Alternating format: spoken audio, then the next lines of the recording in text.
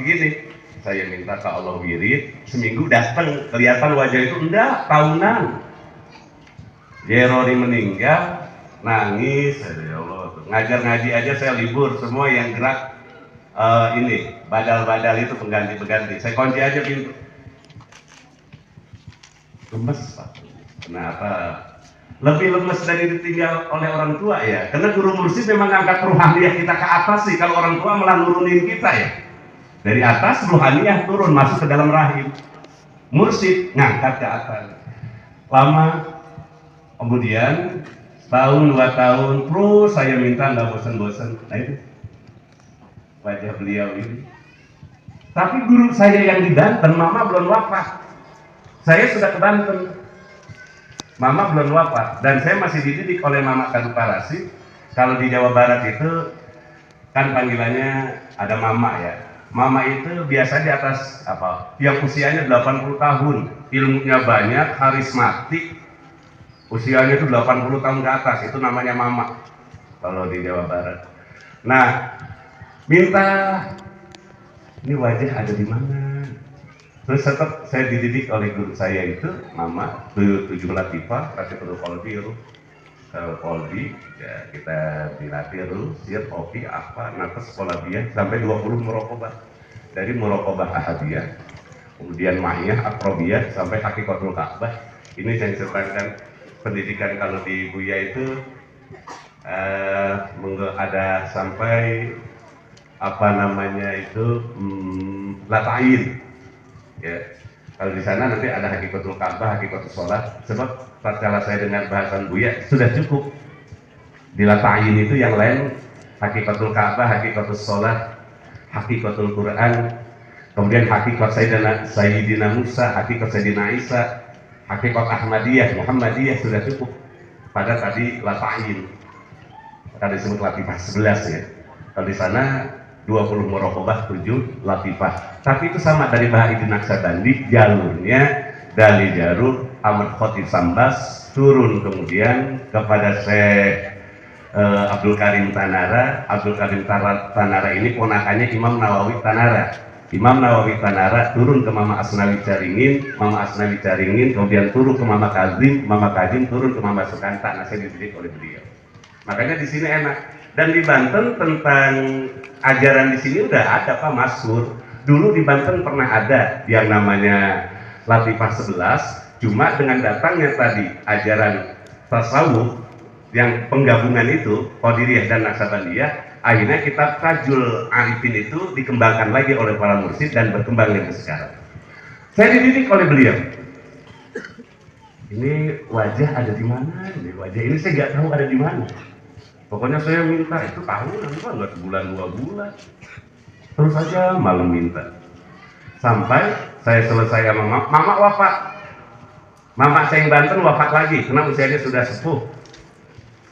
Pas acara 40 hari mama wafat, saya mengadakan zikir untuk beliau.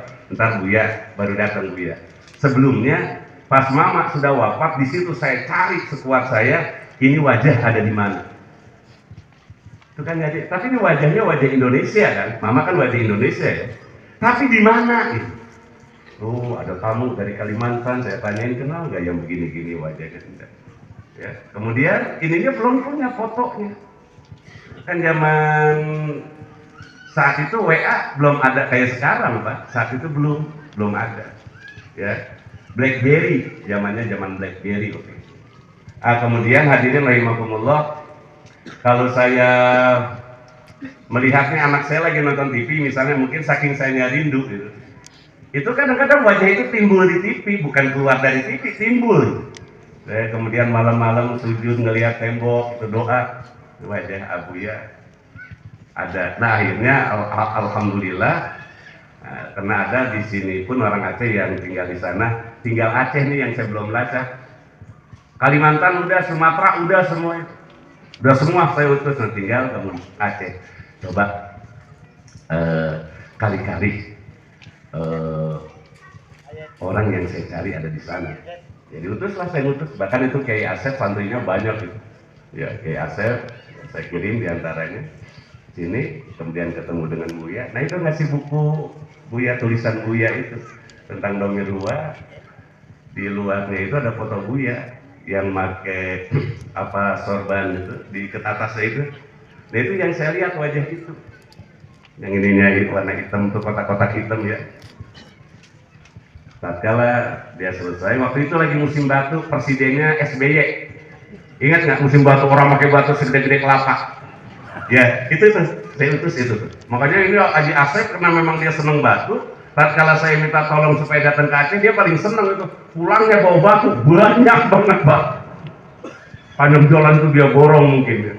Nah kemudian di bawah ini, Bu, terus saya bilang, ya ini yang saya lihat, gambar ini.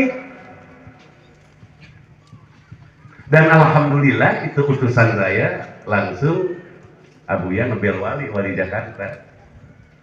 Bel wali Jakarta, lalu diceritakan alamat saya di mana. Nah, tatkala 40 hari guru saya Mama Sukanta tadi, Buya datang.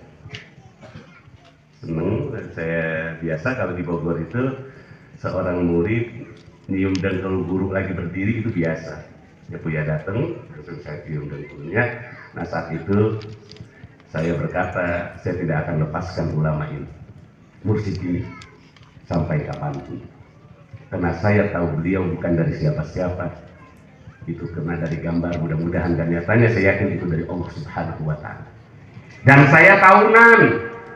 Makanya ngelihat orang sini kok ngeremehin amat, saya bingung. Dari Bogor ke sini kan jauh, Pak. Bari capek.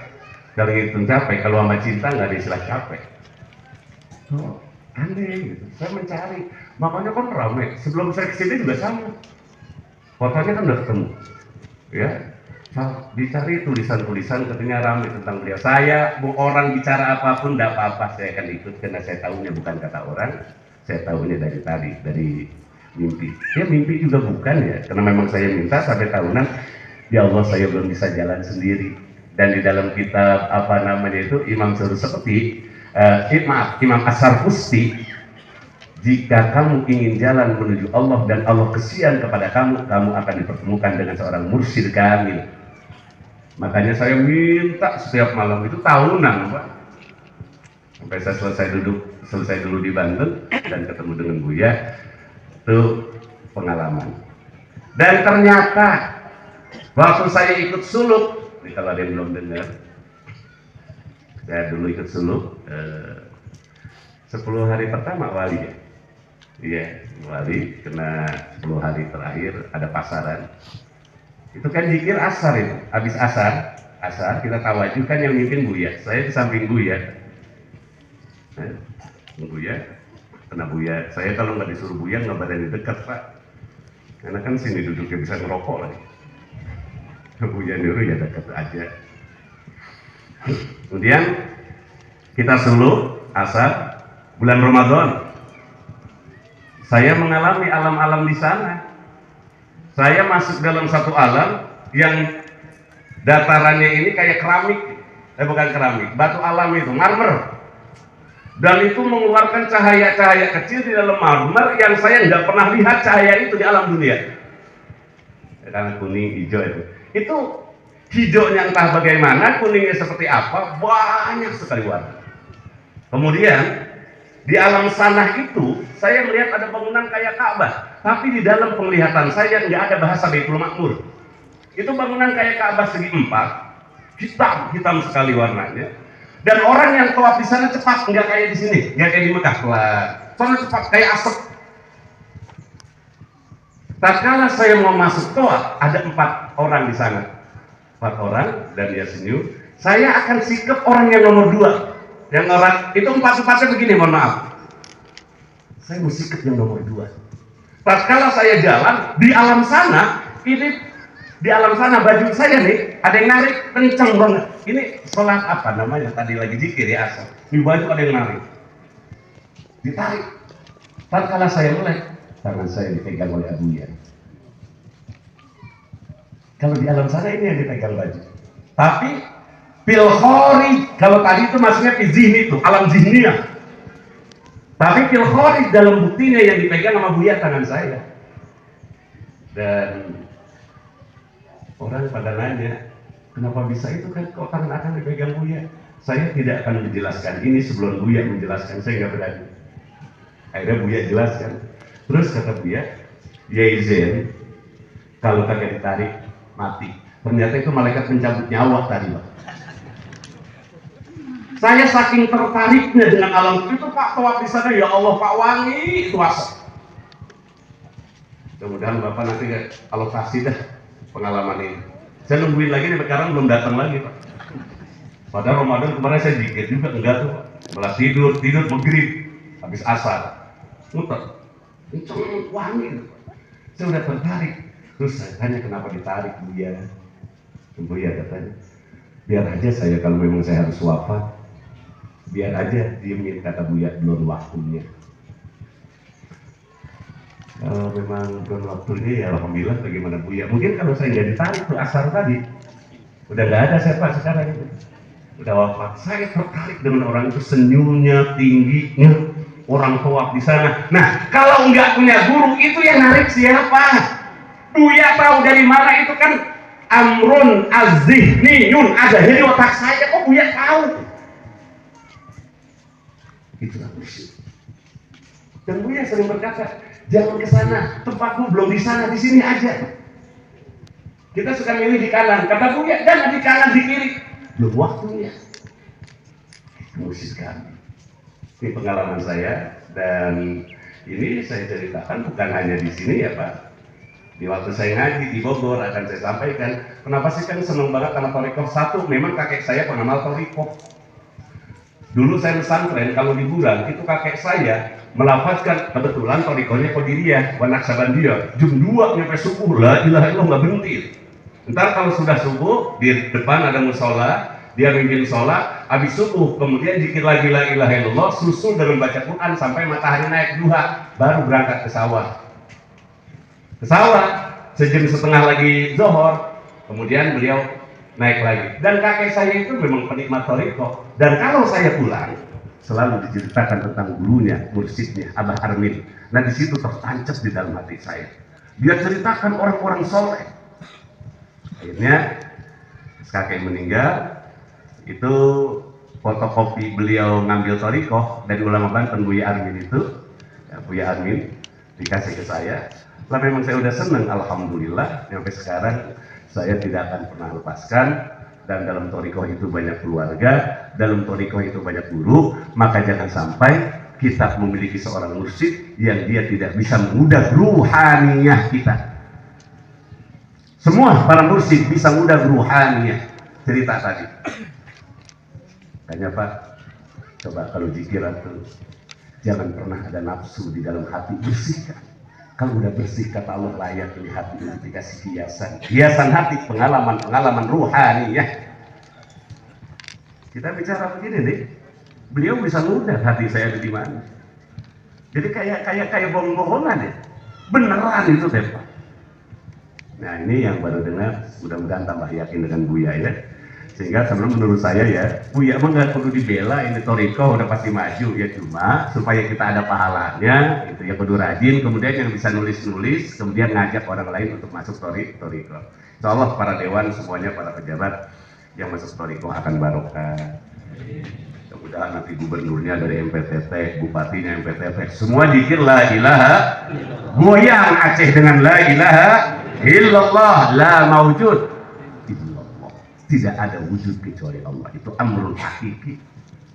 Itu kalau dibahas menarik itu, tapi nanti saya akan tulis. Kemarin saya menulis itu kurang sehat, jadi gagal dulu waktu disingkil, lagi kena panas dingin saya tulis, masih ada, nanti akan saya susun terus Buya, tapi enggak, bukan menambahin, padahal apa yang ditulis sama Buya udah komplit. Orang kita aja paham ya, itu orang kok baca kagak paham-paham, emang kagak mau baca Pak, jadi kagak paham-paham, yang lain paham itu. Nggak harus dibela, Buya udah selesai tadi. Thariqun muqawwamun madaru tabarri minan nafsi, dari dulu dia adalah Thariqah yang sangat kuat. Perjalanan Thariqah ini adalah berdasarkan untuk membersihkan hati dari penyakit. Dan sementara kalau hati kita kotor, tidak akan pernah kita termasuk orang ikhlas. Karena masih ada goror selain Allah. Ntar kalau mati itu baru ketahuan kita orang ikhlas atau enggak. Di situ ternyata apa yang kita bangga-banggakan di saat kita mati hanya ridhomu ya Allah. Inna lillahi wa inna ilaihi.